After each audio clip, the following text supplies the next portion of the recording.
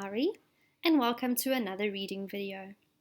Today we are going to be doing something different, and we are going to read two poems. Both of these poems have a lot of rhyming words in them, so try your best to identify them. A Splish Splash Day, written by John Parker, illustrated by Christine Ross. When the rain comes down and the sky turns grey, we jiggle our coats on for a splish splash day. We splish splash tramp on the grass outside, while the worms wriggle past and the snails slip slide.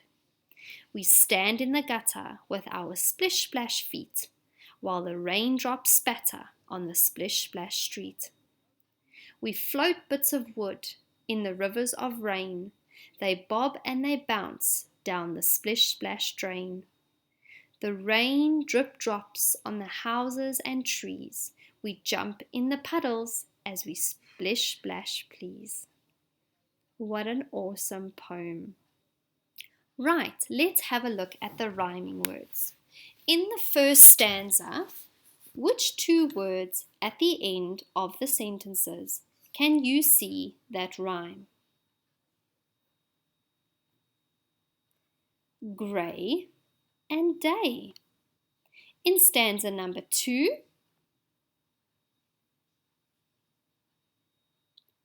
outside, slip slide. In stanza number 3, feet, street. In stanza number 4, rain, drain. And in stanza number 5, trees, please. Well done. Let's do another poem. Night noises. What beautiful illustrations. This poem was written by Joy Watson and it was illustrated by Fraser Williamson. Night noises. In the night, cats fight. Spitting, scratching, hissing, howling, chasing, racing, hunting, prowling, every night. In the dark, dogs bark. One will start, the rest reply, shouting dogs news to the sky when it's dark. While we sleep, hedgehogs creep, snuffling, snorting as they pass, making pathways through the grass while we're asleep. That is a wonderful poem. Right, in our first stanza, we have got quite a few rhyming words and a lot of onomatopoeia. Which two words can you identify that rhyme? We have night and fight and howling, prowling. In stanza number 2,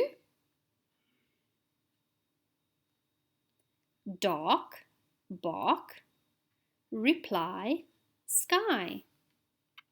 And in our last stanza,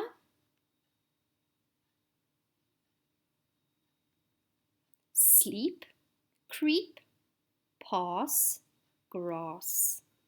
Well done, everybody. You are able to identify those rhyming words very well.